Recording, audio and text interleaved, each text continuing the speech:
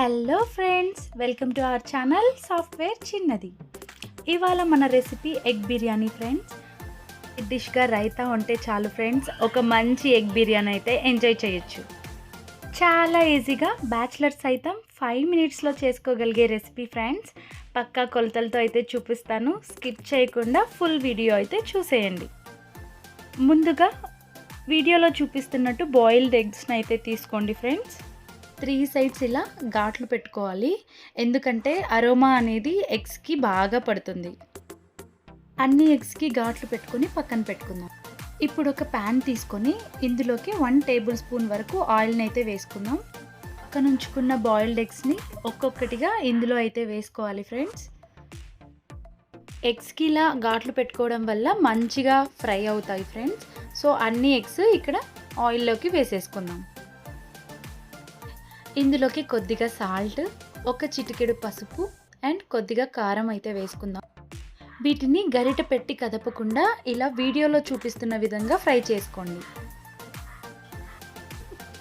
ఒక బౌల్లో బాస్మతి రైస్ని అయితే తీసుకుంటున్నాను ఫ్రెండ్స్. వీటిని శుభ్రంగా కడిగి పక్కన పెట్టేసుకుందాం.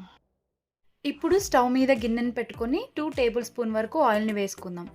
ఓకే, 4 నుండి 5 యాలకులు, మిరియాలు, లవంగాలు అండ్ కొద్దిగా దాల్చిన చెక్క, 3 నుండి 4 బిర్యానీ ఆకులు అండ్ కొద్దిగా కసూరి మేతిని యాడ్ చేసుకుందాం. కొద్దిగా ఫ్రై అయ్యాక ఇందులోకి 3 పెద్ద సైజ్ ఆనియన్స్ని కట్ చేసుకొని యాడ్ చేసుకోవాలి. వీటిని స్లోగా ఫ్రై చేసుకుందాం ఫ్రెండ్స్. ఇందులోకి కొద్దిగా పచ్చిమిర్చి, ఆల్మోస్ట్ 100 గ్రామ్స్ వరకు తీసుకున్నానండి. 1 టేబుల్ స్పూన్ అల్లం వెల్లుల్లి పేస్ట్. దీన్ని పచ్చివాసన పోయే వరకు ఫ్రై చేసుకోవాలి. మంచి గోల్డెన్ బ్రౌన్ కలర్లో వచ్చాక 4 పెద్ద సైజ్ టమాటాలని కట్ చేసుకొని ఇక్కడ యాడ్ చేసుకుందాం. ఇది బాగా మగ్గాలి ఫ్రెండ్స్. అందులోకి 1/2 tablespoon garam masala, 2 tablespoon కారం and 1 tablespoon biryani masala, 1/2 tablespoon వరకు ధనియాల పొడిని అయితే తీసుకుందాం. ఇవి ఒక్కొక్కటిగా యాడ్ చేసుకుందాం ఫ్రెండ్స్. మసాలాలని కొద్దిగా ఫ్రై చేసుకోండి. 1/2 కప్పు వరకు పెరుగునైతే యాడ్ చేసుకుందాం. ఇక్కడ పెరుగుని బాగా కలుపుకోండి. మీడియం ఫ్లేమ్లో పెట్టుకొని కలుపుకోండి. ఇక్కడ కొద్దిగా కొత్తిమీర అండ్ కొద్దిగా పుదీనాను అయితే యాడ్ చేస్తున్నాను. పుదీనా, కొత్తిమీర మంచి ఫ్లేవర్ని అయితే ఇస్తాయి ఫ్రెండ్స్. ఇవన్నీ బాగా కలిసాక ముందుగా ఫ్రై చేసి పెట్టుకున్న బాయిల్డ్ ఎగ్స్ని ఇక్కడ యాడ్ చేసుకుందాం. ఇప్పుడు మనం ముందుగా నానబెట్టుకున్న రైస్ని కొద్దిగా ఇందులో యాడ్ చేసుకుందాం ఫ్రెండ్స్.